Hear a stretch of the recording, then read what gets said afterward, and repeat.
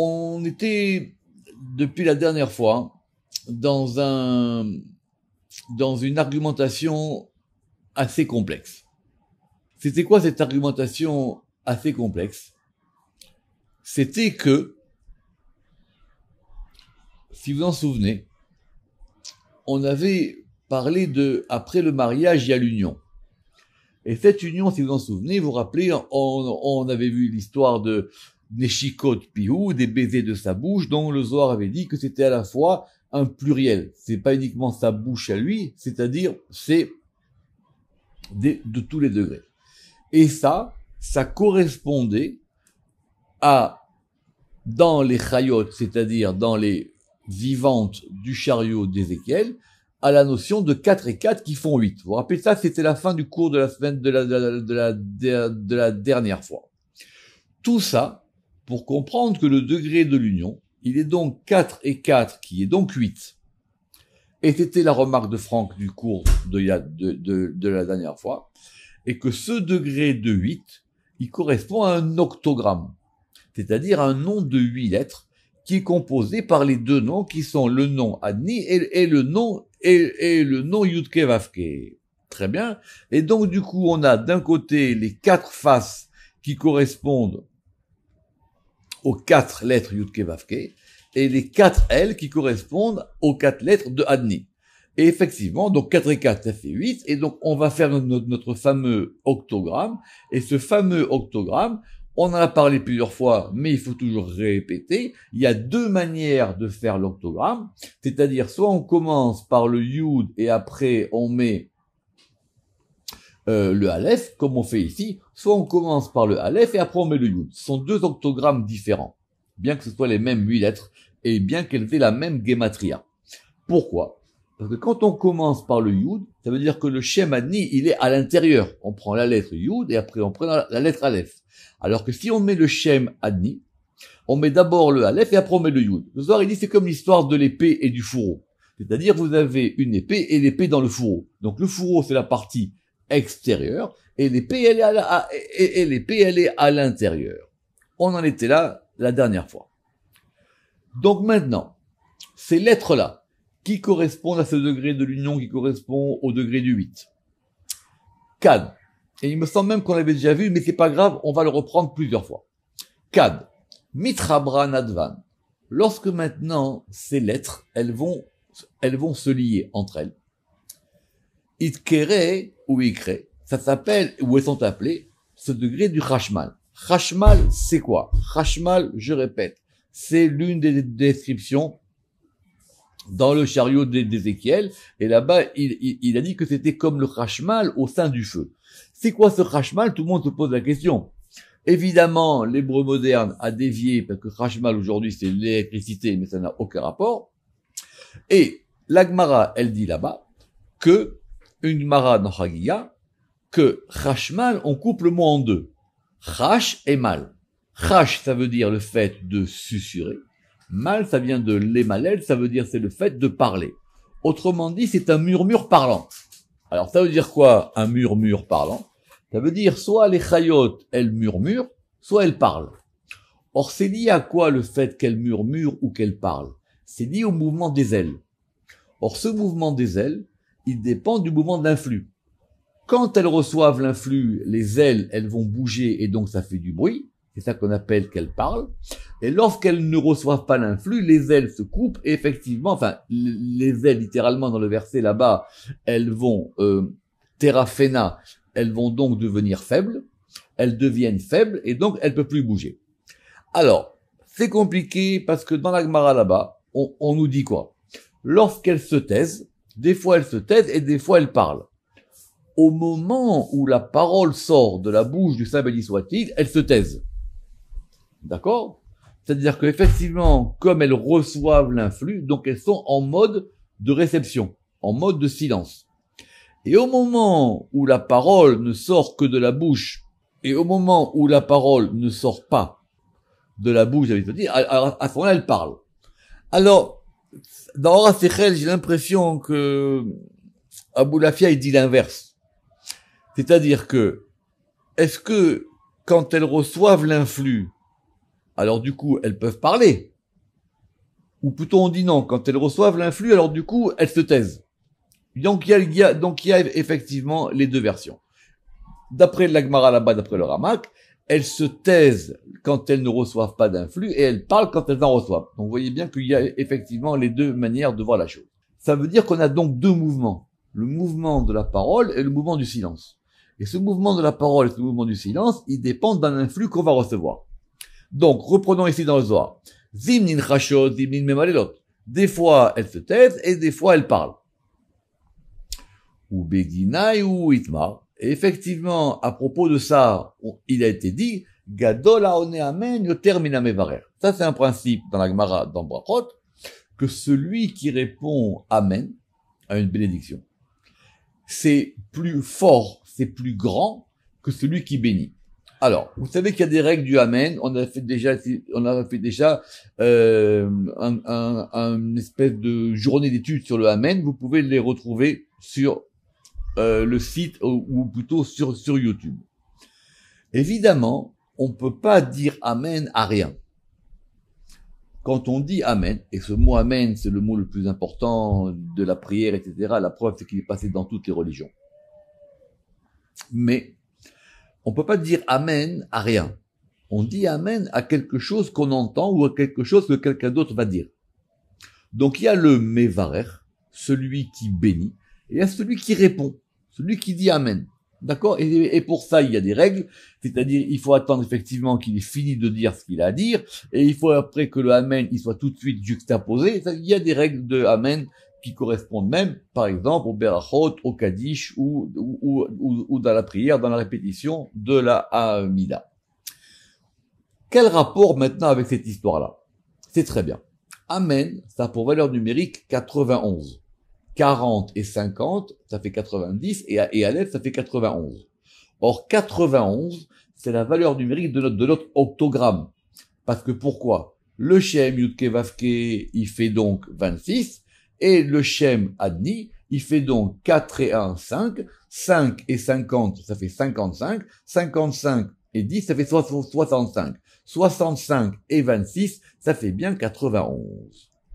Donc, l'octogramme, Yudke Vavke Adni, c'est 8 lettres, c'est ça le Amen. Reprenons. Donc, celui qui va répondre Amen aux bénédictions de la répétition de la Hamida, parce que c'était notre cas ici, il va donc sceller l'union. Puisque l'union, on a dit que le Zivug, il était dans la Hamida. Et il y a donc deux Hamidot. Il y a la première Hamida qu'on fait à voix basse et la deuxième qu'on fait à voix haute. C'est pour ça qu'il faut les deux. Pour avoir ce degré de Chashmal. Chash, on se tait. On est à voix basse, on murmure. Et mal, la répétition de la Hamida, on est à voix haute. C'est pour ça qu'il faut toujours faire attention à ce qu'on fasse les deux. Très bien. Maintenant, dans la première, on répond pas Amen, évidemment. Dans la deuxième, on répond Amen. Et quand on répond Amen, on va maintenant faire monter cette union. Relisons ce qui dit le Ramak. Celui qui répond Amen aux bénédictions de la répétition de la prière debout qui est la Hamida, il va unir en haut le mystère des faces, des bras et des lèvres, ce qui n'est pas le cas de celui qui prononce la bénédiction. Parce que celui qui est le Mevarer, lui simplement il indique la chose. Celui qui dit Amen, il a fait monter par ce degré du 8 qui correspond à ce degré du Shem Yudke Vavke Adni. Évidemment, on est dans la Tikkun Zohar, c'est pas fait pour tout le monde. Begin des mitrabrin, parce que maintenant, avec ce Amen-là, avec cet octogramme, on va unir le Khatan et la Kala. Temania Advan Kechada, et donc ça fait 8 lettres ensemble. Arba Chevan Inuladni. Donc les quatre chayot, les 4 vivantes, elles correspondent à Adni. Ah, mais le Rama qui dit, mais plus haut, on a dit que c'était les ailes. Alors c'est aussi les ailes et c'est aussi Adni parce que c'est lié à la royauté. Alors, on va maintenant refaire la Merkava de façon très courte, uniquement par un angle. Si Dieu veut, vous savez que le Maaseh Merkava, c'est la Haftara du jour de Shavuot, et c'est parce que ça correspond à peu près au don de la Torah. Alors revenons. c'est 4 chayot, ce qu'on appelle les vivants. Il ne faut pas traduire que par, évidemment, comme étant les 4 animaux, c'est complètement hors de propos. Les 4 chayot, si vous en souvenez, c'est Arié, c'est-à-dire le lion, Shor, le bœuf, Necher, l'aigle, et Adam. D'accord? Ça, on l'a déjà vu. Comment est-ce que maintenant on va mettre ensemble ces 4 chayot avec le Shem Adni? Alors, c'est un grand sujet, le Rama qui dit qu'il y a plusieurs versions. Déjà, le lion, normalement, il correspond au chesed. Le Necher, il correspond à Tiferet, c'est sûr. C'est l'aigle. Et après, on a 2 degrés. On a le Shor et le Adam. On est sur un mode de 4. Le Shor, normalement, c'est le bœuf, le taureau. Lui, il est lié à la Gvura. Et il reste le problème de Adam. Alors, si on est sur un mode de 4, ainsi, on va dire maintenant que Adam, il est malchoute. Ce qui pose des problèmes, c'est pour ça qu'on a plusieurs manières de voir les choses. Mais voyons ici comment est-ce qu'on voit l'histoire. Premièrement, le lion, Arié. Arié, le lion, Mekabel Ale, il reçoit sur lui Yod Bemocha. Il reçoit sur lui un Yud dans le cerveau. Pourquoi? Parce que le Yod, c'est Chorma, et Chorma, c'est lié au cerveau. D'accord? Alors, de ce point de vue-là, dit le Ramak, ça serait lié à la lettre Aleph, de Shem Adné. Ou Bismana Dei ou Biyimina. Et donc, lui, il est du côté droit, à sa droite. Pourquoi est-ce que le lion, il est à droite? Des Marbe, parce qu'on a dit à son propos, Oufne Arié El Ayamin, c'est marqué là-bas en toutes lettres, dans le Masé Merkava, et les faces du lion, elles sont vers la droite, les Arbaatam, pour les 4. Pourquoi pour les 4? Parce qu'évidemment, vous vous en souvenez qu'il y avait chaque fois 4, 4, 4. Donc, pour les 4, chaque côté droit des 4, ça correspond à ce degré du lion. Alors déjà, on va prendre une petite question. Ici, il y a marqué que c'était le côté droit. On est d'accord. Le côté droit, normalement, il est lié à Chesed, pour ceux qui veulent encore faire des sirotes.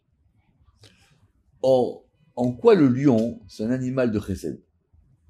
Je pense que personne n'a envie vraiment de se retrouver en tête à tête avec un lion dans une cage. Pourquoi est-ce que le lion, il est Chesed? Alors, c'est une bonne question. Béhémet. Alors, peut-être qu'on peut dire qu'effectivement, le Chesed aussi, c'est un côté de Gvura dans le Chesed. Parce que le lion, en fin de compte, il exprime de la force, mais sans la montrer. Il suffit que vous voyez un lion pour que vous soyez tout de suite au respect, si on peut dire en français. Donc, le lion, il est lié au Yud. Le Yud, ici, il est lié au côté droit. Et à Rotsel et Arkim Yadrim, et c'est lié à la sagesse. Pourquoi? Parce que, on répète tout ça, on l'a déjà vu plusieurs fois. C'est un principe qui est marqué dans la Gemara, dans Baba Batra, que il y avait dans la disposition du Mishkan et du temple, il y avait plusieurs éléments qui étaient placés. D'accord. La menorah, le candélabre, il était placé au sud. Or, la menorah, elle représente évidemment la sagesse, elle représente la lumière. De là, la Gemara, elle a tiré à Rotsel et Arkim Yadrim. On va le revoir tout ça, on l'a vu déjà plusieurs fois. Celui qui veut se rendre sage, il faut qu'il se dirige vers le sud. Alors, de là, certains ont voulu dire que du coup, si on voulait avoir la Chorma, il fallait donc prier vers le sud. Or, normalement, on prie vers l'est. Très bien. Alors, le Ramak, il a une version très très subtile de cette histoire-là. Parce que qu'est-ce qu'il y a marqué là-bas? À Rotsel et Arkim Yadrim. Celui qui veut être sage, il doit aller vers le sud. Donc le sud, c'est un degré pour atteindre la sagesse. En fin de compte, pour quelqu'un qui veut aller vers Chorma, il doit passer par le côté du sud, qui est lié à Chesed. Tout ça, on l'a vu au début, c'était dans les Tikkunim, dans les introductions, dans le volume 1, on l'a indiqué, page 66, 67. Alors maintenant, passons au bœuf. Le bœuf ou le taureau. le taureau, lui, il est à gauche. Lui, c'est clair que le taureau, c'est vraiment lié par rapport à la gvoura. Mais ici, on nous dit la kobel liba. Il est en regard du cœur. Et il est he, la lettre he, et vel des liba, le souffle du cœur. Alors, évidemment, les Tikkun HaZohar ici, ils nous brouillent un peu les pistes. Parce que nous, on était partis sur quoi? Nous, on était partis sur le schéma de Ni, Aleph, Dalet, Nun, Yud. Alors, reprenons. Par rapport au schéma de Ni, il correspond bien au Dalet. Très bien. Mais par rapport au Shem, Yud, Ke, Vav, Ke, il correspond au He. Et du coup, si vous reprenez le Zohar, c'est pour ça qu'il faut le Zohar, il faut le faire 200 fois. Qu'est-ce qu'on avait dit ici? On a dit que c'était le Yud. Donc, le lion, il est le Yud du Shem, Yud, Ke, Vav, Ke, et il est le Aleph du Shem Adni. Maintenant, c'est plus clair. Le bœuf, il est quoi? Le bœuf, il est le Dalet de la lettre du Shem Adni, et il est le He du Shem Yud, Ke, Vav, Ke. Maintenant, pourquoi est-ce qu'on dit ici qu'il est le He et Vel Deliba? Il est le souffle du cœur. Déjà, c'est compliqué, parce que le cœur, normalement, il n'est pas à gauche. Vous comprenez, les Tikkun HaZohar, c'est très très complexe. Le cœur, il n'est pas à gauche. Alors, le pshat le plus simple, c'est comme ça. D'abord, vous avez bien compris que Evel, c'était quoi? C'était l'Ev He. C'était le cœur du He. Et c'est ça le souffle.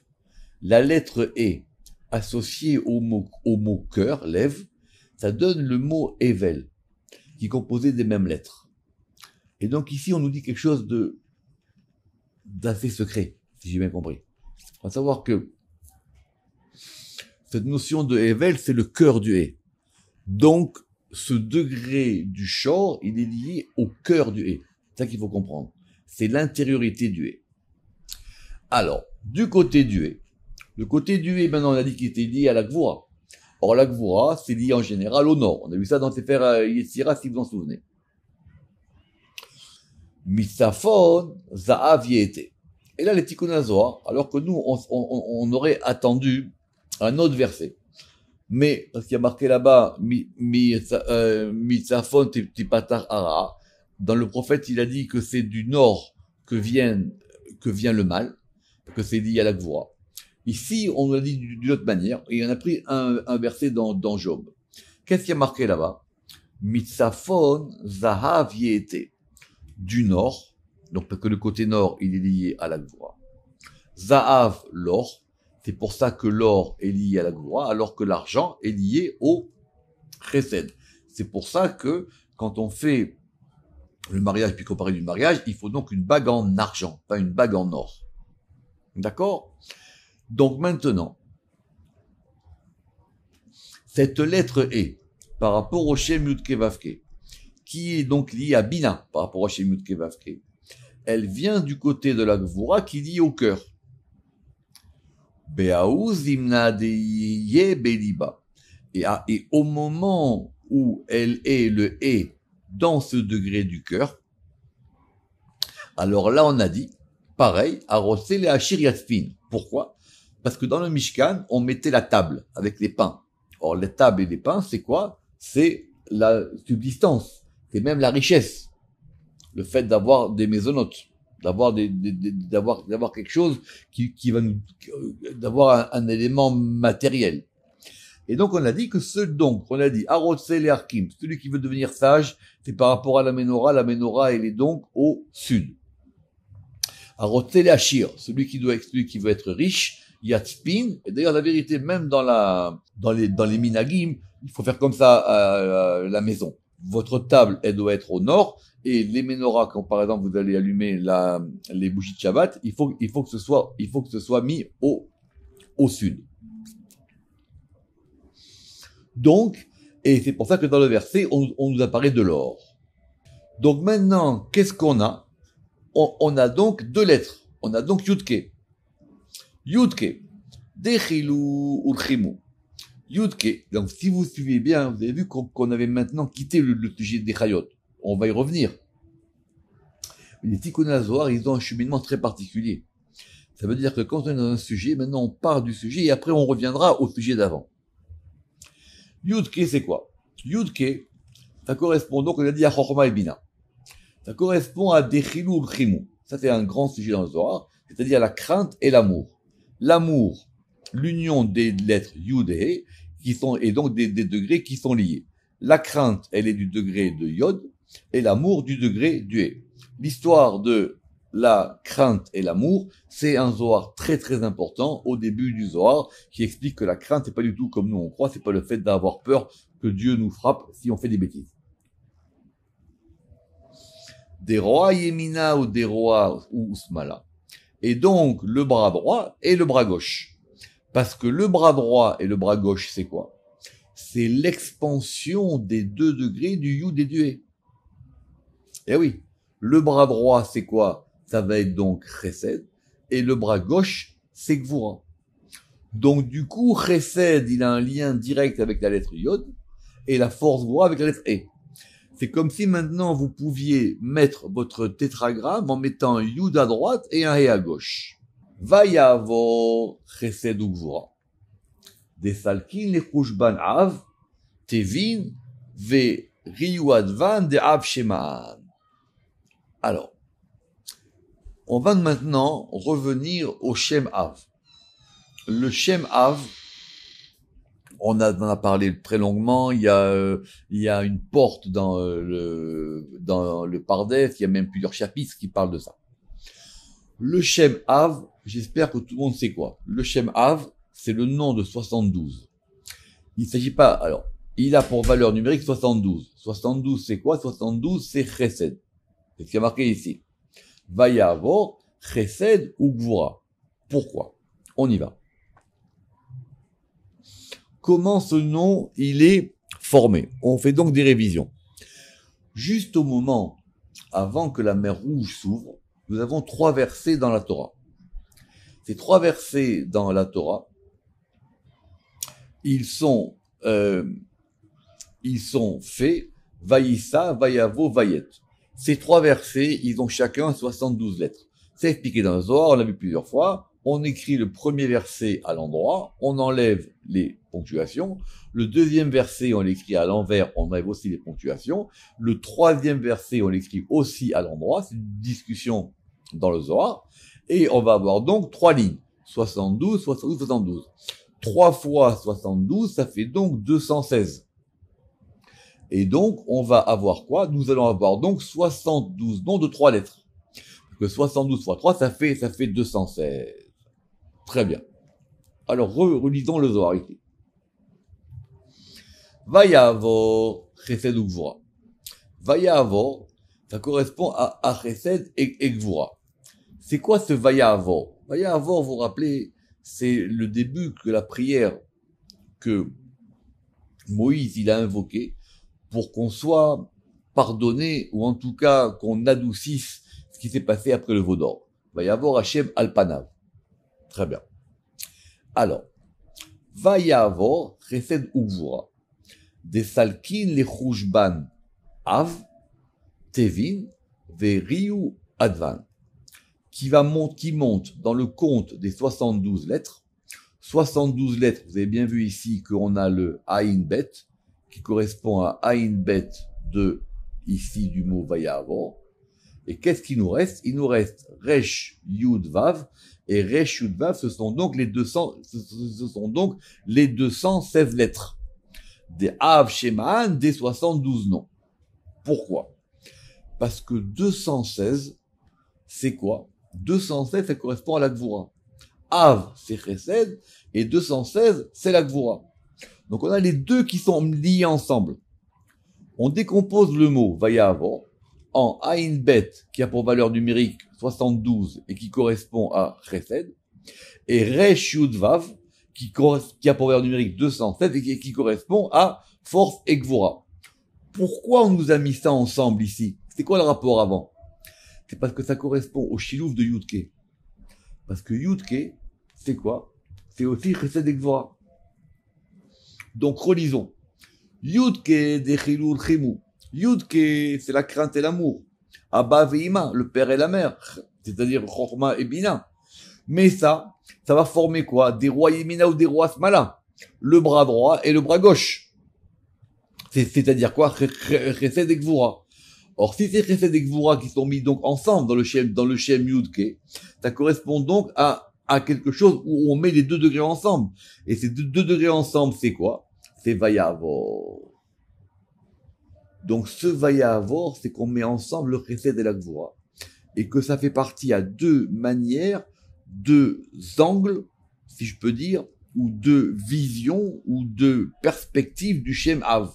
Le Shem Av, il a un côté Chesed par rapport à 72, et il a un côté Gvura par rapport à 216, parce qu'il est composé lui-même de 216 lettres. Tout ça pour arriver à quoi? Et on va terminer avec ça. Vedaraza de Vayavor, et ceci est le mystère de Vayavor. C'est quoi le mystère de ce Vayavor? Ibour klal tarvayu. Alors, le Ibour, c'est quoi? Le Ibour, c'est la grossesse, ou c'est la gestation. Évidemment, vous avez compris que c'était les mêmes lettres.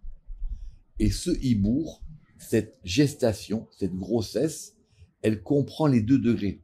Klal tarvayu. Le Vayavor, ce sont les 2 degrés ensemble. Les mots Vayavor et le mot Ibour sont composés des mêmes lettres. Vous prenez le Aïn, le Yud, le Bet, le Vev, le Vav et le Resh. Donc maintenant, ce degré du Ibour, dont on reparlera, si Dieu veut, quand on parlera dans les Gilgulim, les 2 aspects qu'on a cités précédemment, la grossesse et l'union, et l'attache des 2 degrés qui sont Chesed lié à Aïn Bet et Gvura lié à Resh Yud Vav. Vous aurez le temps de reprendre ça tranquillement. Baruch Adonai Le'olam. Amen ve Amen.